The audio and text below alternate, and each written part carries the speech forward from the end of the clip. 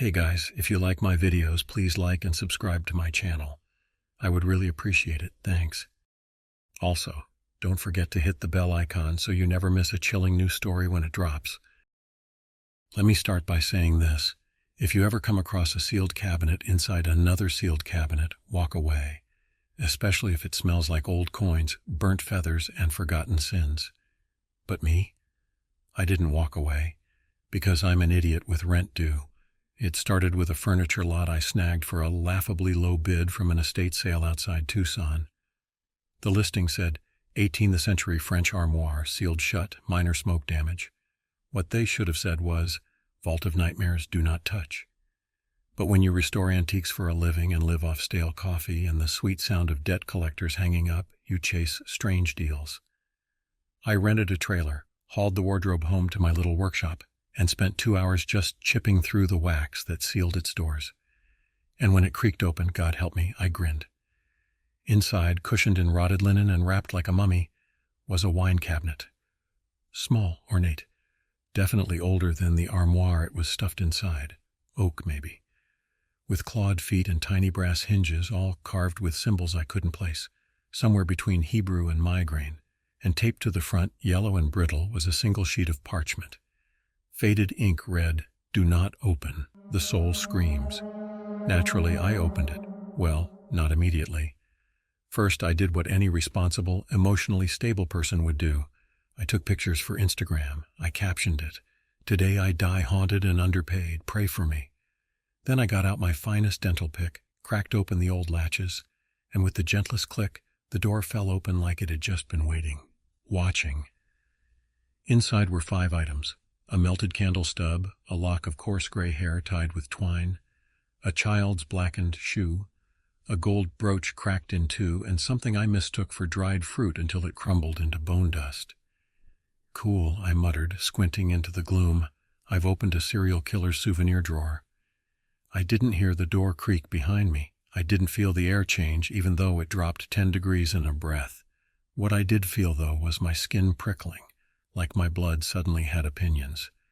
Still, I'm a restorer. Weird is normal. I carefully lifted the box and its contents onto my work table.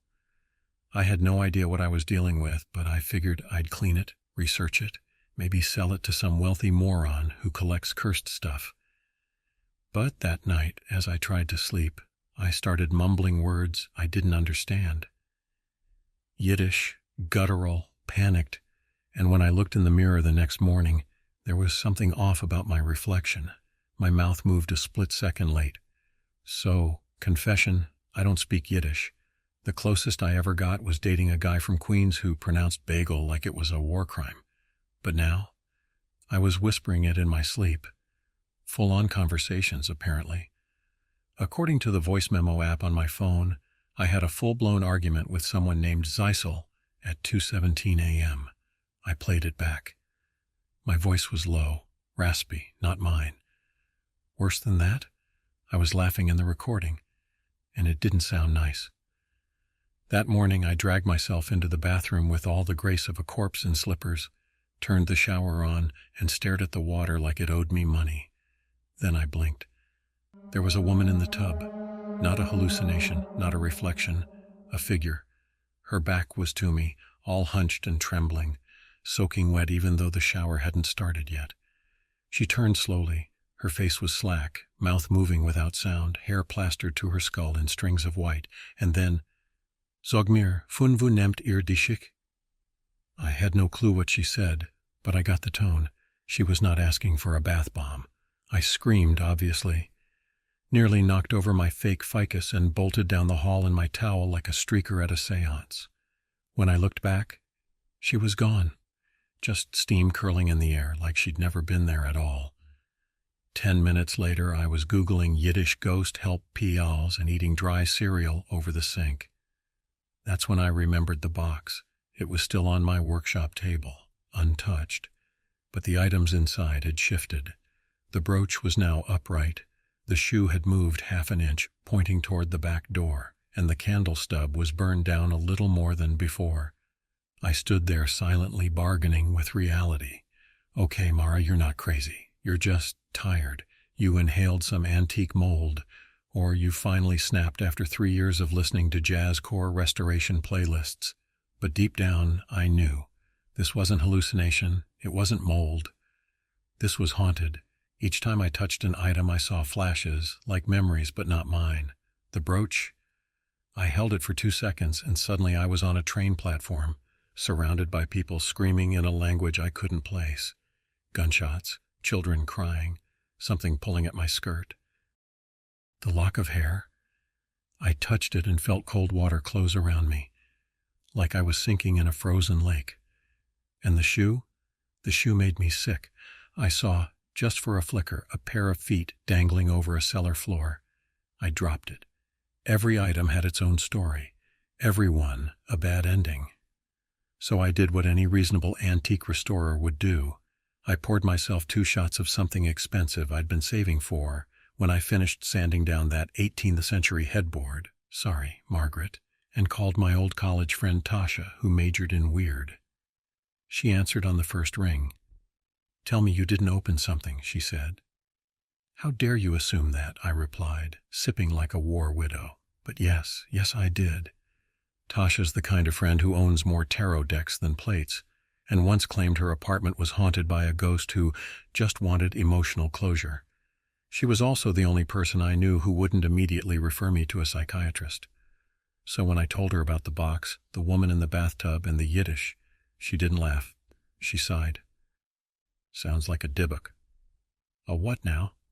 "A Dybbuk Box, Jewish folklore, basically a demon in a bottle, or, in your case, a cursed IKEA cabinet." I stared at the box across the room. It was very much not IKEA, unless IKEA had a cursed soul collection I hadn't heard about. "So what does a Dybbuk do exactly?" I asked. "Well," she said brightly, "it attaches to people, especially if they open the container. It feeds on trauma. Think of it like a spiritual parasite with abandonment issues." "Oh, good," I muttered. "It's me, but with poltergeist energy." Tasha texted me links, old forums, translated folktales, and one blurry photo of a box almost identical to mine. It had apparently been auctioned off in Missouri after the previous owner went blind in one eye and tried to strangle his cat. The post said the box was resold after spontaneous nosebleeds and disembodied weeping sounds, but was otherwise in fair condition. You know, like a used blender. I should have been terrified. But I was also me, and my brain copes with horror by making passive-aggressive commentary. So I turned to the box, took a long sip of wine, and said out loud, "Listen, haunted shoebox, I've dated worse."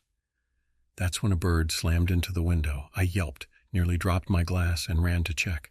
On the porch, black feathers floated like ash, but there was no bird, just the outline of a winged impact. No body, no blood, just gone. "Okay," I whispered. "That was new?" That night I dreamed again. This time I was standing in a muddy street, rain soaking my dress. People were shouting in a language I didn't know, but I understood them anyway. A woman grabbed my hand. Her eyes were the same pale gray as the one in my bathtub. She pressed something into my palm. A key. I woke up clutching my own fist so hard my fingernails left crescent moons in my palm. No key. Just sweat and the taste of iron in my mouth. Later that morning I shuffled outside to take out the trash and ran into my neighbor, Mr. Levi. He's 92, built like a pine branch, and survived more things than I've read about. When he saw me, he squinted. "You've been speaking in your sleep," he said in a thick accent. "Words I hoped never to hear again." I paused, heart dropping into my stomach. "You understood them?" He nodded slowly. "Yiddish, the old kind," she's saying, "Retzach." "Murder." My throat went dry. "I didn't kill anyone." "I didn't say you did." His voice dropped to a whisper. "But something did, and now it's speaking through you." He wouldn't look me in the eye after that, just turned and walked away. That was the moment I realized I wasn't just haunted, I was a mouthpiece. The next morning I stepped into my workshop and nearly slipped. My sock made a slick squelch sound that no sock should ever make. I looked down and froze. A thin line of black tar-like sludge had leaked from the bottom of the Dybbuk box, trailing across the floor like it was crawling toward the door. I did what any highly trained antique restorer would do. I screamed nope and ran out of the room, hopping on one foot like a caffeinated flamingo. It took me a full hour to come back, armed with latex gloves, a flashlight, and a spatula. I poked the sludge. It didn't hiss or move, but it smelled like burned sugar, rust, and moldy silk, a scent that somehow whispered century-old rot without saying a word. That was the moment I decided we'd passed the point of quirky, haunted heirloom and arrived at this box has internal organs.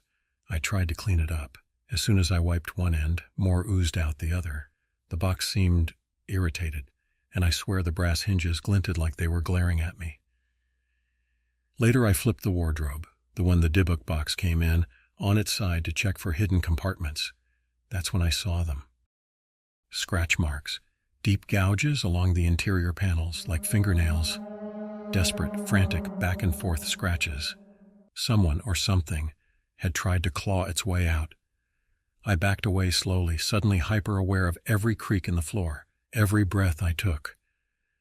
The room was silent, but the kind of silence that felt full, like something else was holding its breath too. That night I heard crying, soft, hoarse sobbing coming from the hallway. I crept out with a flashlight and followed the sound, right into the bathroom. Steam poured from under the door even though no one had touched the shower.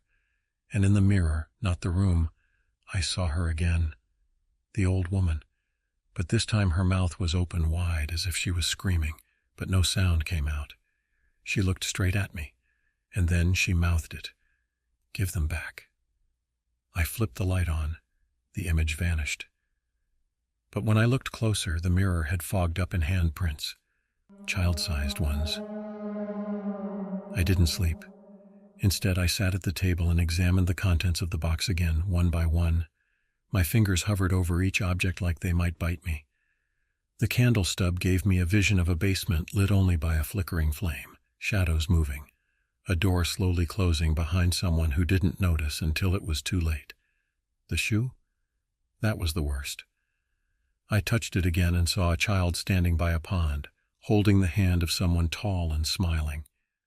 The smile never reached their eyes. I dropped it, breathing hard. Then I saw it, something I hadn't noticed before, etched along the inside edge of the lid, nearly invisible. 5 names, 4 of them scratched out. The last one, it wasn't in Hebrew, it was mine, Mara Vas. I stared at my name etched inside the box for a long time. It wasn't fresh. It looked like it had been there for years. Maybe longer. The letters were shallow but precise, as though carved by a hand that wasn't in a hurry. Like the box had been waiting for me. Now I know what you're thinking. Mara, girl, burn it. Light it up like it's your ex's hoodie after you find out he's still texting Rachel from accounting. Believe me, I tried. First, I wrapped the box in 3 layers of garbage bags and left it in the alley behind my workshop. It was back in my kitchen the next morning, sitting on the counter, dry, clean, still smelling like guilt and candle wax. So I tried fire, real fire, torch and lighter fluid, right in the old barbecue pit I hadn't used since I overcharred a Cornish hen and nearly set my eyebrows on fire. The flames flared high, the wood blackened, but when I poked through the ashes, the box was untouched, sitting calmly in the coals like a smug little demon picnic basket. At that point, I decided I needed help from someone with more experience in cursed objects that leak bodily fluids. So I called in a favor from a guy named Garrett, a folklore professor I met during a furniture appraisal seminar in Flagstaff. He owed me one for not reporting his extremely illegal ivory snuff box collection. He showed up wearing a moth-eaten blazer and a look of exhausted curiosity. "What you've got here," he said, peering at the box through thick bifocals, "isn't just a Dybbuk box, it's a Kli Klala, a vessel of curse, meant to trap the worst kind of spirit. Not a demon exactly, but something left behind when a violent soul is cut off from its purpose." "Cut off how?" I asked. "War, genocide, a murder where the victim never had a voice." He tapped one of the carvings. "These are containment sigils, old ones, pre-Kabbalistic, the kind used to bind a soul, not exorcise it." I didn't like the way he said bind, like the word had weight. Garrett sniffed the air and stepped back. "You opened this?" "About a week ago." His face paled. "It shouldn't have lasted this long." "That's not ominous at all," I muttered. He gave me a tight smile. "Mara, listen carefully. You're not cursed, yet, but you're entangled now. This thing is hungry, and it's tasting you." He warned me to keep it sealed and never remove the items. Too late. When I told him I'd already touched them, multiple times, he just closed his eyes and muttered something I'm pretty sure was a prayer. Then he told me a story. During World War II, a Jewish family fleeing Warsaw had hidden a Dybbuk box inside a wardrobe and sealed it with blood and beeswax. No one knows what was inside, only that everyone in that family disappeared. The apartment they'd lived in burned from the inside out, no fire damage to the building, just their home. The only thing that survived the blaze, the wardrobe, which resurfaced in New York in the 1950s, then Kansas, then Santa Fe. Every owner died or vanished, except me. I asked Garrett what I should do. He gave me a business card for a rabbi in Queens and said, if he won't help, you might want to look into final arrangements. So that was comforting. I stared at the cracked gold brooch for hours, like it was going to blink or start reciting poetry. It hadn't moved since yesterday, at least not that I'd seen, but I knew it was waiting for me. Everything in the box waited, like they were fishing lures, and I was the world's dumbest trout. Eventually, I caved. I picked it up. I didn't even get a full breath in before the room fell away.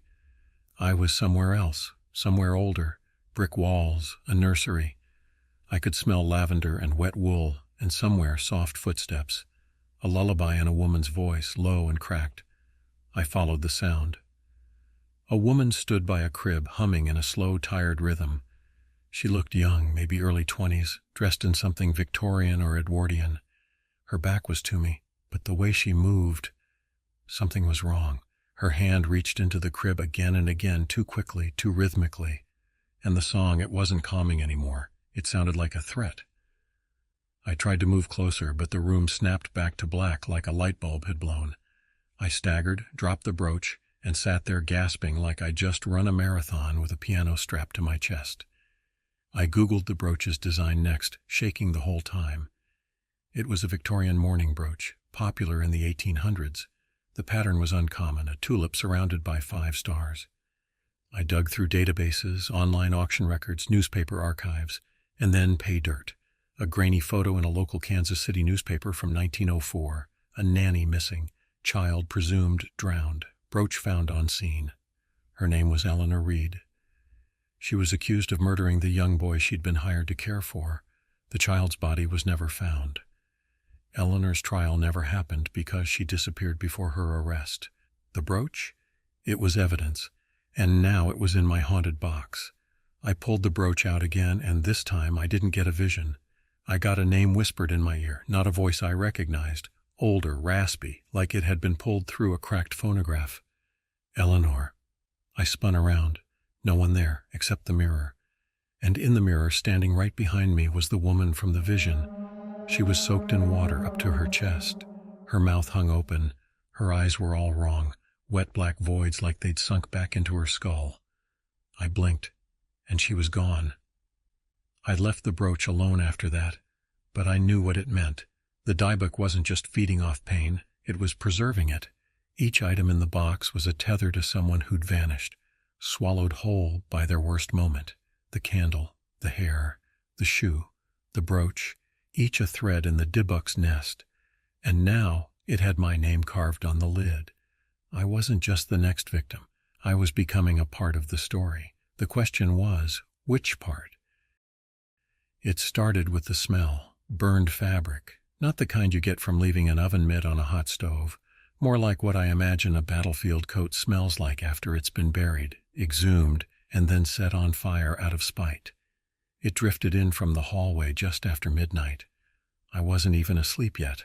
I'd been lying in bed watching the ceiling crackle like it might start bleeding plaster. Again. And then the box began to hum. Not audibly. Not really. It was more like a pressure building in my skull, behind my eyes, where headaches are born and bad decisions live. I went into the workshop and found the box open. I swear on my future ghost that I locked it. Not metaphorically, physically with a padlock I bought at a hardware store run by a man who genuinely believes every customer might be a lizard wearing skin. But it was wide open now. The brooch and the candle stub were gone. Only the shoe remained. And in the middle of the floor, right where I'd stood when I first opened it, was a sixth item. A photo of my best friend, Tasha, fresh, taken from my fridge maybe. I picked it up and flipped it over, written in Yiddish, one for peace. I'm not fluent, but Google Translate is cruelly efficient. That phrase popped up again and again in the Dybbuk stories. A soul for silence, a body for rest. I dropped the photo like it had bitten me. My hands were shaking, and not in the dainty Victorian fainting way. Full-on tremors. The kind you get when your body knows something your brain isn't ready to say out loud. The Dybbuk didn't just want me. It wanted me to offer someone else. The terms were clear. Give it a soul, and it would let me go. I did what any rational person would do. I ran down the hall, grabbed my emergency ritual salt, don't ask, and encircled the box like it was about to start singing opera. Then I called Tasha. No answer. I called again, straight to voicemail. By the third time, I was already in the car. Her apartment was dark when I got there. I banged on the door like the cops in every movie scene where someone yells, "Open up!" She finally answered, barefoot, hair a mess, mascara under one eye. "Mara?" She blinked. "Why are you crying?" I didn't even realize I was. I didn't tell her the truth, not yet. I just hugged her, hard, like I might disappear if I let go. She let me in, made tea, played a Billie Eilish song too loud. I kept glancing around her apartment, waiting for the Dybbuk to crawl out of the TV like bad cable. Nothing happened. But I knew why. It was waiting for me to decide. It had shown me the door. All I had to do was push someone else through it. Tasha noticed the look on my face. "What's wrong?" I almost told her. Almost. But the thought of her as part of that box, some object sealed away for eternity, was unbearable. So I lied. "Nothing," I said. "Just wanted to see someone not dead." She nodded, not buying it but letting it go. Later that night I sat in my car and looked at my own reflection in the rearview mirror. And for a second, just a second, it wasn't my face looking back. It was hers, the old woman smiling. I didn't sleep. Between the reflection in my rearview mirror and the box's new choose-your-own-sacrifice vibe, rest felt like something reserved for people not actively being courted by ancient evil. I sat in the workshop staring at the box, trying to think. Then I remembered something Garrett had said.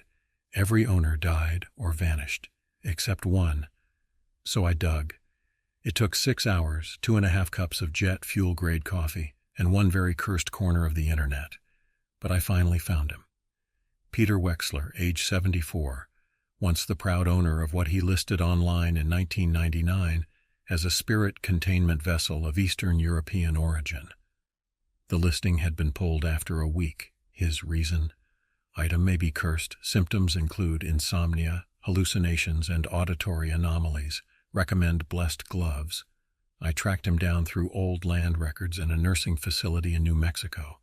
The next morning I was on the road. The place was bleak. Not scary, just tired. Beige walls, stale air, a TV playing courtroom drama no one was watching. I signed in and asked to see Mr. Wexler. The nurse winced. "He doesn't talk much anymore." She wasn't kidding. Peter Wexler sat motionless in a wheelchair by the window, his eyes staring out at nothing, the kind of stare that doesn't see anymore. I introduced myself, told him I was researching artifacts. When he didn't respond, I pulled a photo of the Dybbuk box from my bag and held it out. That's when everything changed. His hand jerked, eyes widened, lips trembled. He whispered hoarse and gravelly, "Gehinnom." I blinked. "What?" He repeated it louder. "Gehinnom." The nurse ran in, clearly alarmed.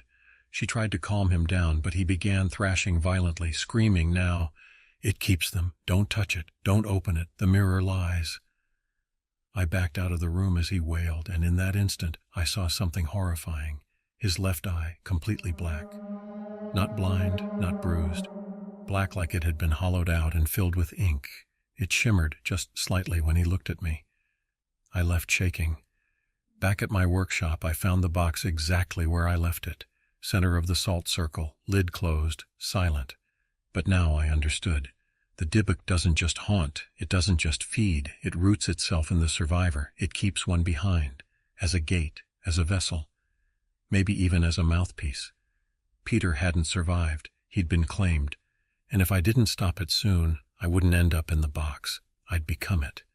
That night I dreamt again. I stood on a cold stone floor surrounded by mirrors.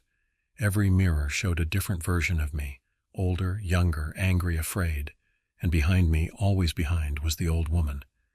This time she spoke clearly. "Choose," she whispered, "or the box will." The next morning I smashed every mirror in my house. That sounds dramatic, and it was. But when your reflection starts making independent life choices, glass is not your friend. The workshop mirror was last. I hesitated before swinging the hammer, hoping maybe I'd see just myself again. Just one last moment of normal. No such luck. She was there, pale as smoke, wet hair clinging to her scalp like seaweed, lips cracked and twitching. Her hands reached toward me through the glass, slow and deliberate. But here's the worst part. This time I saw the face clearly. It was mine, not a look-alike, not some creepy doppelganger. It was me, aged by decades, warped by grief, eyes empty from too much watching and not enough blinking. I froze. Something clicked inside me. Not fear exactly, but a deep, iron-cold knowing. Each item in that box had once been someone else's horror story. A brooch worn by a woman who drowned a child. A shoe left behind by a boy who trusted the wrong hand. A candle stub that lit a final, horrible prayer. And now I was next. I would become the sixth item. Someone would open the box 100 years from now and find a photograph of me. Or my reflection, caught mid-scream in a shard of glass. They'd hear my voice in the static, feel my panic in their own chest. I wouldn't just die. I'd be curated. I needed to end this. So I took inventory. What did I know? The box was a prison. The spirit inside had once been a woman, a mother, a murderer, a victim, maybe all three. It demanded pain, memories, pieces of people. It wanted me to offer someone up, but if I didn't, it would take me. That's when I remembered something Garrett said. It's not just about who opens the box. It's about who seals it. The Dybbuk wasn't unleashed because I opened it. It was released because the last soul bound to it had finally faded. The vessel had cracked open not from tampering, but from emptiness. The box was hungry because it was hollow, and maybe, just maybe, it could be tricked. I still had the old photograph, my photograph. I took it from the box and wrapped it tightly in linen, just like the other objects. I placed it inside a lead-lined puzzle box I'd once used to ship a rare Victorian scalp razor to a collector in Maine. Yes, that's a real item, and no, I don't want to talk about it. Then I took the original Dybbuk box outside. I placed the puzzle box inside it. I whispered the names of the 5 victims I'd uncovered, followed by my own. Then I lit the candle stub, dropped the melted wax onto the lid, and recited the binding words Garrett had found scribbled in a 1930s field journal from Warsaw. The temperature dropped like a body falling through ice. The candle extinguished itself. The box snapped shut on its own. And then, silence. No more weeping in the walls. No more pale faces in the bathtub. No smell of ash or vinegar or guilt. I'd tricked it. Or maybe I'd fed it just enough to make it sleep again. I didn't care. For now it was over. It's been 6 months, no more visions, no more dreams in Yiddish, no birds exploding mid-air. My workshop doesn't bleed from the floorboards. I'm no longer the unwilling mouthpiece of an ancient box demon. So that's progress? I still keep the puzzle box, though, just in case. It sits inside a lead-lined drawer beneath my workbench, under 3 salt jars, a sealed vial of holy water Tasha brought back from a trip to Rome. She doesn't trust me anymore, and honestly, I don't blame her. And a printed copy of the binding ritual, laminated for durability. The original Dybbuk box, gone. I didn't destroy it, couldn't. Instead, I mailed it to a warehouse in Nevada that deals with high-risk historical items. Their intake form didn't even blink at my entry. Cursed object, non-organic, requires religious seal. They approved the pickup within the hour. Apparently there's a whole network for this stuff. I half expect a Men in Black van to show up one day and confiscate my toaster for emitting haunted static. Anyway, life's quieter now. Business is picking back up. I restored a broken 1920s radio last week, and this is true, nothing whispered through it, not once. Sometimes I wake up expecting the silence to break. A knock at 3 a.m., a voice in the sink drain, my face in the mirror blinking out of sync, but it hasn't happened, at least not to me. But I watch the news. A collector in Arizona went missing last week. Police found strange symbols carved into his floorboards. An investigation is ongoing. The only clue? Neighbors said they heard crying coming from the house. A woman's voice, speaking a language they didn't recognize. I didn't need to ask which language, I knew. And here's the part that really messes me up. I didn't stop it. I redirected it, sealed it up, yes, but with just enough bait inside to make it believe I'd completed the ritual. I tricked it, outsmarted it. But you don't kill a Dybbuk. You delay it. You reroute the hunger. And maybe someday someone else will find that box. Maybe they'll open it with the same curiosity I had, the same, I bet I can fix this attitude. And it'll start all over again. So if you're reading this, and I don't know how or why you are, but if you ever find a wooden wine cabinet with symbols you can't read and a scent like burnt hair and rain on cold brass, don't open it. Seriously, let it rot, let it sink, let it fade into legend. But knowing humans, you'll open it anyway. And then one day, maybe years from now, you'll catch your own reflection in a mirror, and it'll smile, just a second too late.